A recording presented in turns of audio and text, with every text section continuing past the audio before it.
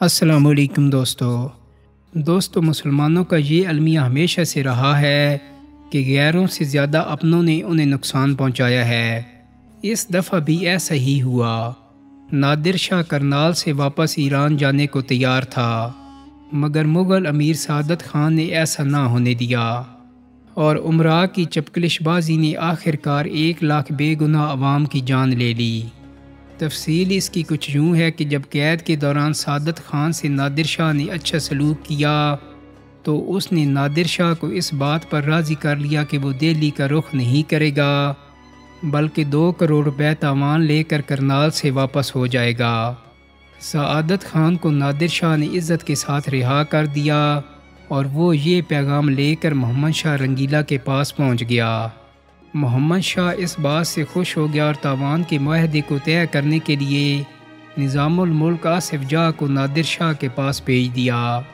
سعادت خان ایک لالچی امیر تھا اور خانِ دوران کی ہلاکت کے بعد امیر الامراء جو دربار کا ایک بڑا عہدہ ہوتا ہے اس کا خواہش مند تھا، مگر نظام الملک نے محمد شاہ کو باور کرایا کہ نادر شاہ سے معاہدہ اس کی کاوش کا نتیجہ ہے، اور محمد شاہ رنگیلا نے نظام سے خوش ہو کر اسے امیر الامراء کا عہدہ بخش دیا۔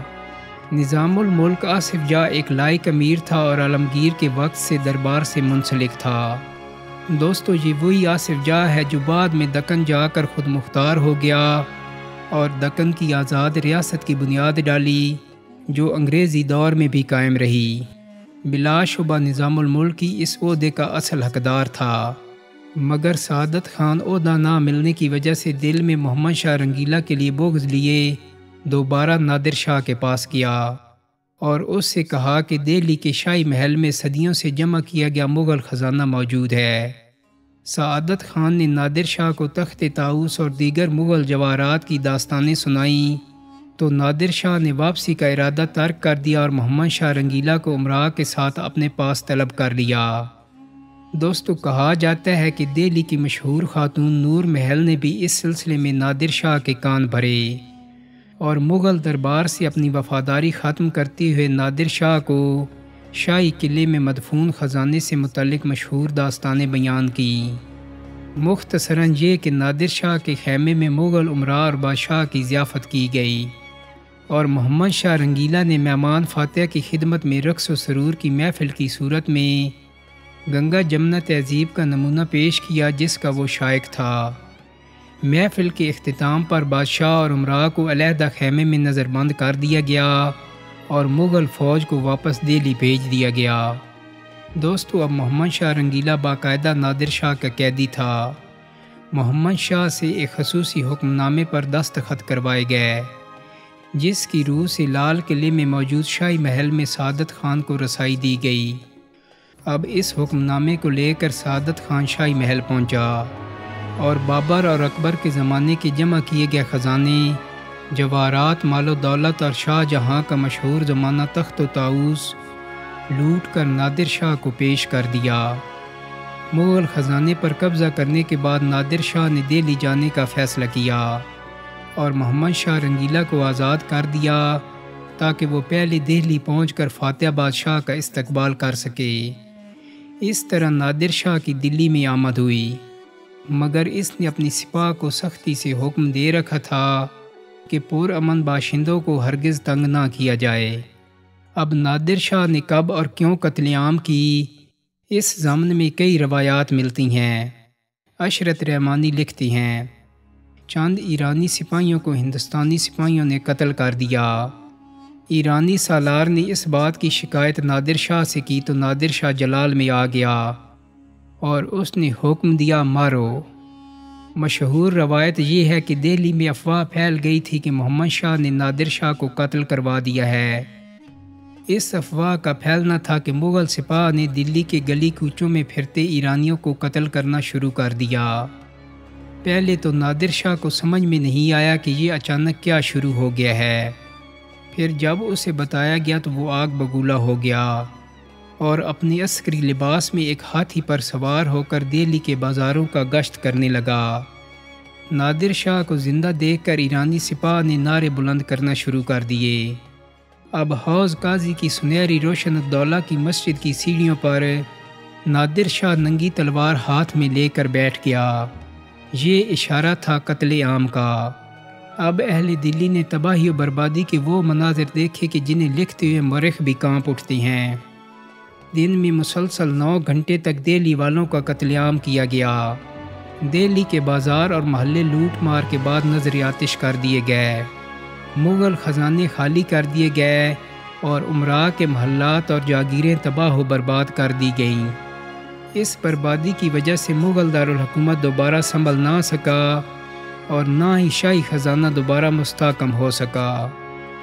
یہی وجہ تھی کہ صرف 23 سال بعد شاہ عالم ثانی کے دور حکومت میں مغل بادشاہ انگریزوں کا وظیفہ خوار بن گیا اور شاہی خاندان کی گزر اوقات انگریزوں کے وظیفوں سے منسلک ہو گئی۔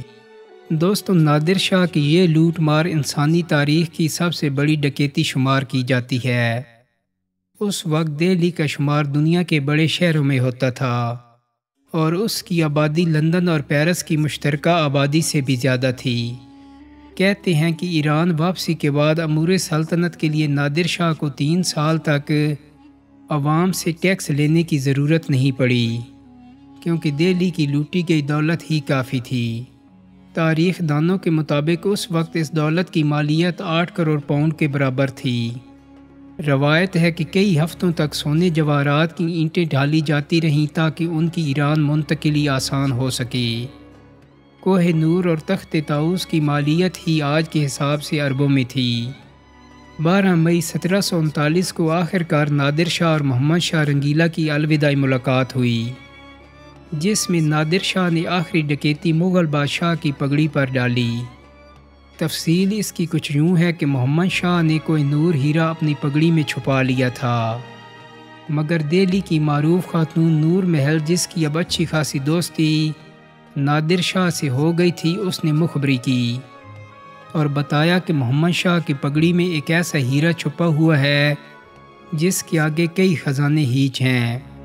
چنانچہ اس آخری ملاقات میں نادر شاہ نے محمد شاہ رنگیلا سے کہا کہ اب ہم پگڑی بدل بھائی ہیں اور ایرانی روایت کے مطابق اس برادرانہ رشتے کو مضبوط کرنے کے لیے ایک دوسرے کی پگڑی تبدیل کرنا ضروری ہے۔ محمد شاہ نے یہ سن کر سر جھکا لیا اور کوہ نور ہیرا، جو کہ مغل سلطنت کی نشانی تھا، وہ بھی نادر شاہ کے پاس پہنچ گیا۔ کہا جاتا ہے کہ آخر میں نادر شاہ نے نظام الملک آصف جاہ اور سعادت خان کو طلب کیا اور دونوں کو بری طرح دھتکارا کہ تم لوگوں نے اپنے آقا کی وفاداری کیوں نہ کی۔ چنگیزی روایت پر عمل کرتے ہوئے نادر شاہ نے بھی غداروں سے برا سلوک ہی کیا، ان کی داڑھیوں پر تھوکا اور انہیں اپنے حضور سے دھتکار دیا۔ اس بے عزتی پر دونوں امیر دل برداشتہ ہوئے اور آپس میں طے کیا کہ وہ گھر پہنچتے ہی زہر کھا لیں گے، کیونکہ اتنی ذلت کے بعد زندہ رہنا ممکن نہیں۔ سب سے پہلے نظام نے گھر جا کر نکلی زہر نگل لیا اور بے ہوش ہو کر گھر والوں کے سامنے گر پڑا۔ سعادت خان کے جاسوسوں نے اسے فوراً یہ اطلاع پہنچائی۔ اس پر سعادت خان نے اس خیال سے کہ وہ بہادری میں نظام الملک سے پیچھے نہ رہ جائے، فوراً زہر پی کر خودکشی کر لی۔ جیسے ہی سعادت خان کی روح نے پرواز کی، نظام الملک کو ہوش آ گیا اور بعد میں وہ اپنے دوستوں کی نجی محفلوں میں برملا کہتا تھا کہ اپنے دشمن سے نجات حاصل کرنے کے لیے یہ اس کی چال تھی، مگر طبع تبائی نے اس واقعہ کا ذکر نہیں کیا، بلکہ اس کے مطابق سعادت خان کا انتقال پاؤں کے سرطان سے ہوا تھا۔ بہرحال دہلی میں 2 ماہ گزار کر نادر شاہ نے تخت دہلی محمد شاہ رنگیلا کو واپس کر دیا اور جاتے جاتے امور مملکت کے لیے کئی نصیحتیں بھی کیں۔ نادر شاہ کی جلغار کے بعد محمد شاہ رنگیلا کا اقتدار 9 سال برقرار رہا اور 1748 میں جب اس کا انتقال ہوا تو مغل سلطنت برائے نام ہی رہ گئی تھی۔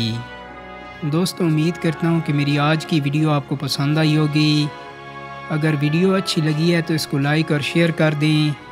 میرے چینل کو سبسکرائب کرنے کے ساتھ ساتھ بیل آئیکن کو بھی کلک کر دیں تاکہ آپ کو میری آنے والی مزید ویڈیوز کے نوٹیفیکیشن ملتے رہیں۔ بہت جلد ہی ایک نئی ویڈیو کے ساتھ ملاقات ہوگی۔